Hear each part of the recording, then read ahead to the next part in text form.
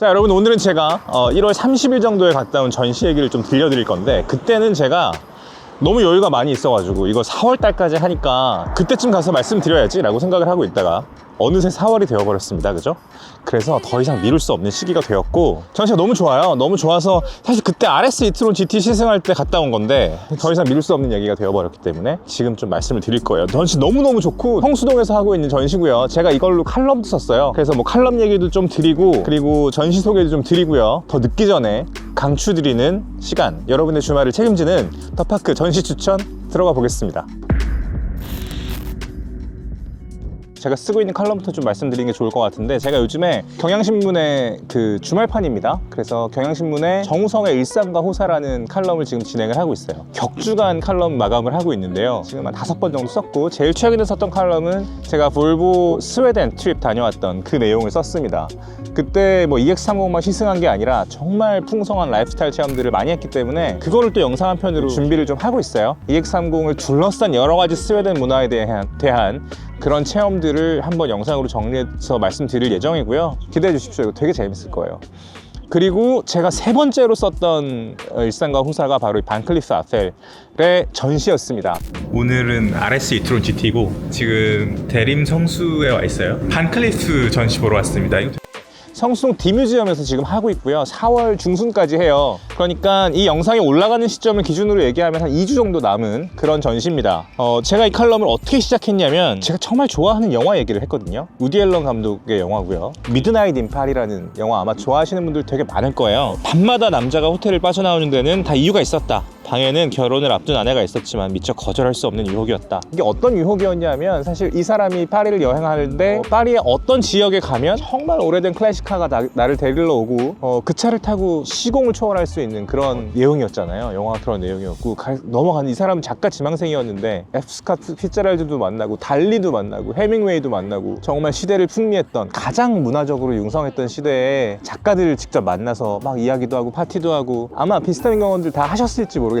저는 좀 비슷한 경험 많이 하고 있는데요. 이런 의심, 어떤 의심이냐면, 지금 내가 살고 있는 도시가 정말 나한테 어울리는 도시인가, 뭐 그런 고민도 좀 많이 하잖아요. 안 해봤다고 하면 되게 거짓말일 수 있습니다. 여러분, 우리 여행할 때 어떤 도시에 가면 진짜 마음이 편해지고 나랑 너무 잘 어울리는 것 같고, 서울에 있을 때 나를 너무 괴롭히던 그 번뇌와 이런 게 막 사라지고, 그런 경험을 하는 도시들이 있잖아요. 저 같은 경우는 런던에 가면 너무너무 좋고, 그리고 따뜻한 나라에 가면 또 그런 느낌을 좀 받을 때가 있습니다. 그래서 한때 겨울에 이제 태국이나 발리에 가는 게 겨울 휴가였던 그런 시기도 있었습니다. 비슷한 경험을 이 전시장에서 하실 수 있어요. 이 반클리프 아펠 전시에 가시면, 이게 뭐라고 해야 될까? 이렇게 티켓을 끊고 들어가잖아요. 그러면 아주 다른 공간이 펼쳐집니다. 이 공간 설계가 너무 잘 돼 있어서 전시를 애초에 구성을 할 때부터 너무너무 공들여서 구성을 했다는 그런 인상을 받으실 수 있고요. 전시가 밀라노, 샹하이, 사우디아라비아를 거쳐서 지금 서울로 온 거예요. 딱 들어가는 순간 어떤 일상의 균열이 딱 생기는 것 같은 그런 느낌을 아마 받으실 수 있을 거고, 반클리프 아펠이라는 건 결국 정말 이 시대를 대표하는 하이엔드 주얼리 회사이기 때문에, 제가 나중에 이어서 말씀드릴 텐데, 하이엔드 주얼리라는 건 결국은 사람이 손으로 만드는 거거든요. 그럼 그 공간이 공방이에요. 그래서 이런 느낌을 받는 게 너무너무 좀 자연스럽지 않나, 그런 생각이 들고, 전시의 이름은 시간, 자연, 사랑입니다. 진짜 거창하죠? 거대한 단어 3개를 딱 늘어놓고, 뭔가 이 반클리프 아펠이라는 보석회사의 오브제들, 시대를 대표하는 오브제들을 정말 멋지게 전시를 해놓은 그런 곳이에요. 이거를 제가 어떻게 이야기를 해야 될까 고민을 정말 많이 했어요. 일단 그 오브제들의 아름다움만 말씀을 드려도 사실은 돼요. 근데 아름다움이라는 게 각자가 느끼는 거 아니겠습니까? 그죠? 이거 내가 이래서 아름답고 나는 이래서 좋았어, 이런 사담처럼 얘기할 수 있지만, 이걸 제가 다 일일이 설명드리는 게 무슨 의미가 있겠습니까? 그죠? 그 정도로 아름다운 오브제들이라는 뜻이에요. 그리고 그렇다고 또 설명을 안 해? 설명을 안 하자니 그냥 지나치시기엔 너무 아까운 오브제와 이야기거리들이 너무 많은 거죠. 그래서 이거를 큐레이션 했던 사람이 있는데요. 누구냐면 학자이자 작가, 그리고 밀라노 폴리테크닉 대학에서 주얼리 및 패션 액세서리 학과장을 지내고 있는 알바 카펠리에리라는 사람이 있습니다. 이 사람이 큐레이팅을 했는데 뭐라고 했냐면, 주얼리의 예술은 영원과 덧없이 사라지는 찰나, 그리고 전통과 패션 사이에서 균형을 갖추고 시간과의 복잡성을 이루고 있는 관계를 이어가고 있습니다 라고 썼거든요. 되게 복잡한 말인데 정확한 말이기도 합니다. 이게 영원과 찰나,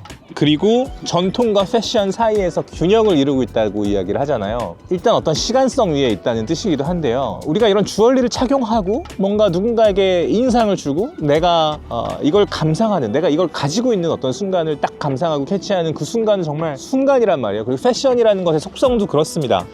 우리가 뭐 SS, FW 이렇게 패션 하우스들이 막 이렇게 이 다음 트렌드에 대해서 막 얘기를 하잖아요. 그 컬렉션들을 전시를 하잖아요. 근데 그 하이 패션이라는 게 사실 되게 덧없이 느껴지는 경우가 많이 있어요. 이렇게 보다 보면 저도 뭐 GQ 에스콰이어에서 일하면서 패션팀 에디터들이랑 같이 이야기를 해보면 후배한테 언젠가 한 번은 야, 이렇게 패션이 왜 그렇게 좋아? 그러니까 이를테면 우리는 누구나 좀 안정적인 것을 추구하는 경향이 있잖아요. 너무 물론 안정과 일탈 사이에서도 균형이 잡혀 있어야겠지만 너무 안정적으로만 가도 약간의 균열이 필요할 때가 있고, 그리고 삶이 너무 변화무쌍해도 너무 좀 불안하다 이런 생각이 들 때가 있는데, 패션은 사실 고정되어 있는 게 없거든요. 고정되어 있으면 망하는 시장인 거예요. 너무 덧없지 않냐? 사실 우리가 매일 입는 옷은 저런 옷이 아니고, 그런 질문을 제가 후배한테 했더니 그 후배가 선배 그래서 멋있는 거예요 라고 하더라고요. 그래서 제가 그 대답을 듣고 정말 무릎을 딱 쳤습니다.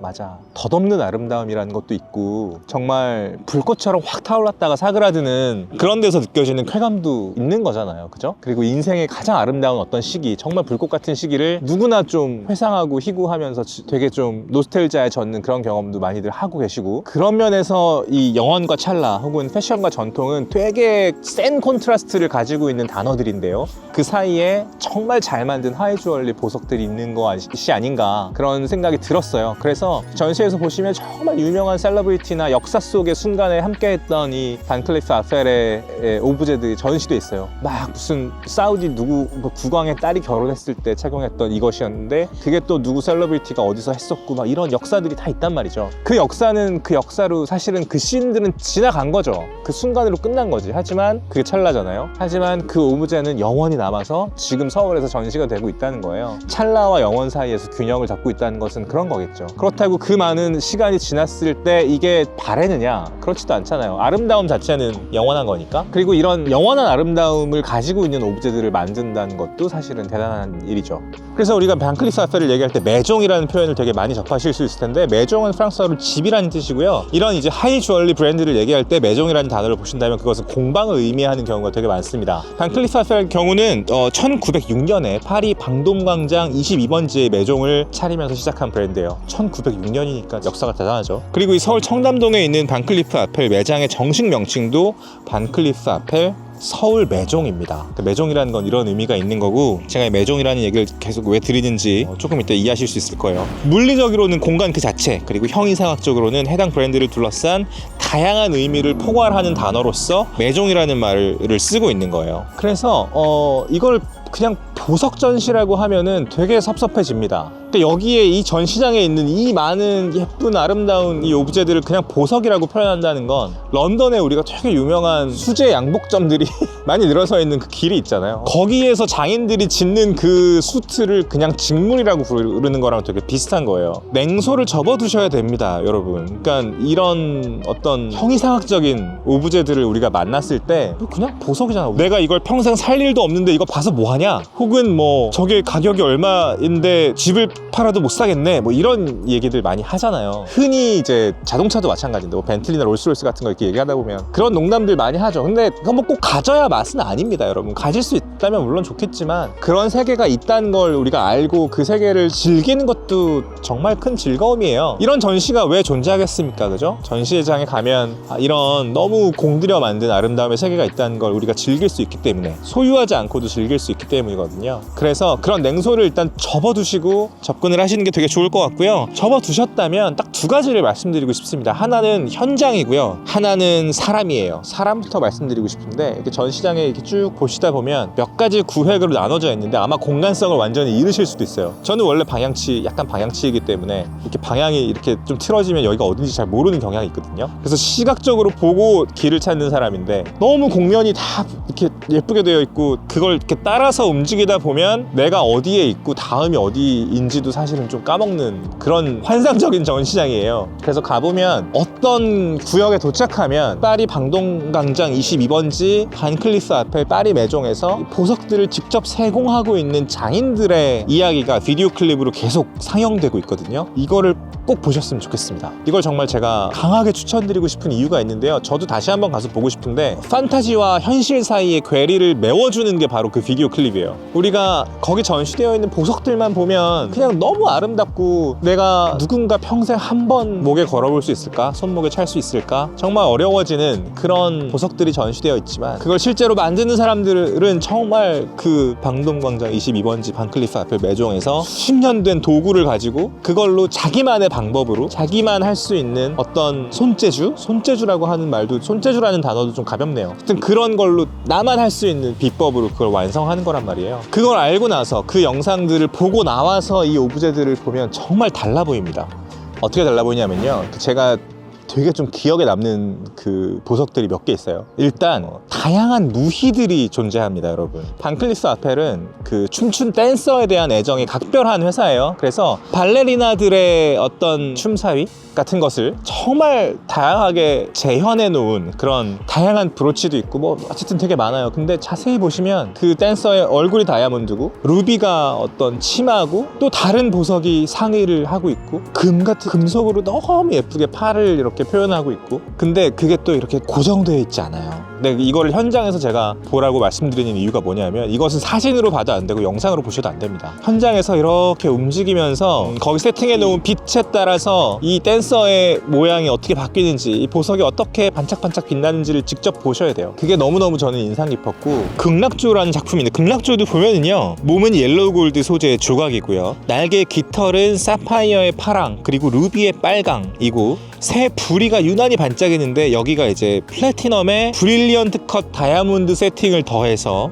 전체적인 소재들과의 대비를 극대화했다고 이야기하거든요. 진짜 루비, 사파이어, 금, 플래티넘, 다이아몬드 컷 막 이런 이야기만 들었을 때는 또 막 너무 복잡하다 싶잖아요. 근데 딱 들어가서 보면 너무 아름답습니다. 버드 오브 파라다이스라고 하는데 이 새를 진짜로 보고 싶다, 이런 욕망이 강렬하게 일어나는, 그러니까 이런 작품을 통해서 자연을 연상하게 만드는 게 얼마나 대단한 힘입니까, 여러분. 그만큼 잘 만들어진 오브제라는 뜻이고요, 시간을 초월해서 존재하는 오브제라는 뜻이에요. 그리고 또 하나 반클리프 아펠에서 역사상 가장 전위적이고 혁신적인 작품이라고 얘기하는 게 집 넥클래스라는 게 있어요. 그 집은 우리가 지퍼라고 할 때 그 집입니다. 이거 왜 집 넥클래스냐면 목에 거는 건데 얘가 지퍼로 돼 있어요. 금속 지퍼인 거죠. 귀금속으로 만든 지퍼인 거죠. 근데 이걸 쫙 채울 수가 없잖아요, 그죠? 채우면 목이 없어야 되잖아. 근데 이걸 끝까지 채우면 팔찌가 되기도 합니다. 무슨 뜻인지 아시겠어요? 이걸 열면 목걸이가 되고 채우면 팔찌가 되고 길이도 조정할 수 있고, 이게 왜 혁신적이냐면 사실 이 정도의 하이 주얼리들은 형태가 변하지 않는 거잖아요. 근데 거기에 모빌리티를 더했다는 그 관점 자체가 너무너무 혁신적인 거예요. 그리고 목에 걸 수도 있고 손목에 찰 수도 있고, 이런 두 가지를 동시에 할 수 있는 이 정도의 하이 주얼리는 전무후무하다는 거죠. 그래서 이것도 역시 현장에서 보시면 정말 혼이 쏙 빠지는 그런 작품이라고 할 수 있습니다. 이거 꼭 보셨으면 좋겠어요. 그래서 제가 사람과 현장을 지금 두 가지를 동시에 말씀드린 건데, 이 오브제를 만드는 사람들의 이야기가 거기 있고요, 그리고 현장에서 보셔야 정말 내가 이렇게 움직이면서 이 주얼리들이 어떻게 빛나고 어떻게 달리 보이는지를 감상할 수 있다는 점에서 꼭 현장에서 보시기를 추천드리고 싶습니다. 그리고 또 하나를 제가 말씀드리자면, 우리는 늘 어떤 작품들에 대해서 그 이면을 궁금해하는 경향이 있잖아요. 이를테면 제가 GQ나 에스콰이어에서 일할 때도 앞에 PS라는 페이지가 있었는데 그게 에디터들의 사담을 적는 페이지였는데 그게 되게 인기가 많았어요. 정색하고 공들여서 만드는 기사들도 재미있지만 그 이면에서 우리가 다 내려놓고 쓰는 어떤 비하인드 씬 같은 얘기, 그런 것도 되게 많이들 좋아하셨던 것 같아요. 그러니까 이를테면 영화의 트레일러 같은 거죠. 이 전시에 가보시면 보석들이 보석이 되기 전에 이 아티스트들의 스케치도 보실 수 있거든요. 이 스케치가 정말 환상적입니다. 동물들을 소재로 한 작품들도 되게 많은데 뭐 치타도 있고 새도 있고 뭐 온갖 동물들이 다 있어요. 근데 그것이 보석이 되기 전에 일단 그림으로 그려놓고 어디를 뭘로 할지 결정하고 그 다음에 이제 보석들을 세공하고 완성하고 이제 그렇게 가는 거잖아요. 그 면면들을 살짝 엿볼 수 있는데 그 엿보는 것만으로도 너무 진귀한 경험이 될 겁니다. 자, 그래서 여러분, 제가 지금 보여드린 작품들 아마 실제로 가시면 훨씬 더 생생하게 즐기실 수 있을 거고요. 있고요. 그리고 다시 한번 말씀드리지만 이 전시회는 4월 중순에 끝납니다. 그때가 아니면 볼 수 없는 거예요. 다 보는데 얼마나 걸리나요? 이렇게 여쭤봤더니 한 40분 정도 걸릴 거예요 라고 대답을 해주셔서 1시간 정도 보고 나오면 충분하지 않을까? 라고 생각했는데 아니에요. 더 여유 있게 잡고 성수동에서 그냥 데이트한다 생각하시고, 혹은 내가 정말 숨가쁘게 지나가는 서울에서의 일상을 잠깐 좀 벗어나고 싶어, 마치 여행 가듯이 공항에서 빠져나오듯이 어떤 전시를 보고 싶어, 정말 낯선 나라에 딱 내렸을 때 느껴지는 그런 공기 같은 거 있잖아요. 그런 냄새 같은 거, 그런 걸 내가 성수동 한복판에서 느껴보고 싶어. 그런 심정으로 좀 여유 있게 가서 보세요. 그리고 혹시 마음에 드는 작품 같은 걸 만나셨다면 그 앞에서 정말 시간을 잊은 것처럼, 도끼자루 썩는 그런 감각을 완전히 상실한 것처럼 시간을 보내고 오셔도 너무너무 즐거우실 겁니다. 제가 얼마나 이 전시가 좋았으면 전시를 가서 보고 칼럼도 쓰고 영상도 만들고 이렇게 하겠어요. 가끔은 제가 전시 소개를 더파크에서 드린 적이 몇 번 있는데요. 앞으로 좀 더 자주 드릴 수 있으면 좋을 것 같고, 그러기 위해서는 많은 준비들이 필요하겠지만 천천히 한번 가보도록 하겠습니다. 여러분, 성수동 디뮤지엄에서 진행 중인 반클리프 아펠의 시간, 자연, 사랑 꼭 보셨으면 좋겠고요. 제가 지금 뭐 다 말씀드릴 수 없는 규모의 너무너무 뛰어나고 훌륭한 전시예요. 반클리프 아펠이 얘기하는 시간이라는 게 정말 이런 형이상학적인 개념도 있지만 실제로 반클리프 아펠은 되게 시계를 잘 만드는 회사이기도 하거든요. 환장하는 시계들이 있습니다. 여러분, 어떤 시간이 되면 로미오랑 줄리엣이 이렇게 만났다가 키스하고 헤어지고 막 이런 시계도 있고, 그것도 역시 어떤 시계라는 오브제를 우리가 생각했을 때 흔히 떠오르는 이미지들을 완전히 박살내는 그런 시계들이죠. 보석이죠. 네. 그런 시계들도 있는데, 옛날에 반클리프 아펠이 만든 시계 중에 정말 하얗고 너무너무 다이얼드 핸드도 너무 미니멀하다 못해 정말 세필로 살짝 그은 것 같은 그런 얇은 시침과 분침이 있는 그런 아름다운 시계들도 있어요. 그 시가 커팅하는 그런 도구도 있고 라이터도 있고 그런 거 너무 많습니다. 지금 떠올리니까 너무 아름다운 것들이 많이 있었네. 아름다운 거 보면 기분 좋잖아요. 그쵸? 우리가 자연을 찾아서 아름다움을 보러 가기도 하지만 지금 성수동에서 시대를 대표하는, 그리고 시간을 넘어 존재하는 타임리스한 아름다움이 여러분을 기다리고 있다, 이런 말씀을 꼭 드리면서 오늘 영상 여기까지 마무리하도록 하겠습니다. 여러분, 반클리프 아펠 전시 꼭 보러 가시고요. 중순까지 시간을 도저히 못 내셔서 못 가셨다면 이 영상이 작게나마 위안이 되셨으면 좋겠고, 아마 서울에서 또 전시 하겠죠. 언젠가 반클리프 아펠이 또 할 겁니다. 그때 주저없이 달려가시기를 추천드리고 싶습니다. 정말 멋진 세계예요. 지금까지 시간이 소중한 우리를 위한 취향 공동체 더팍 정우성이었습니다. 감사합니다.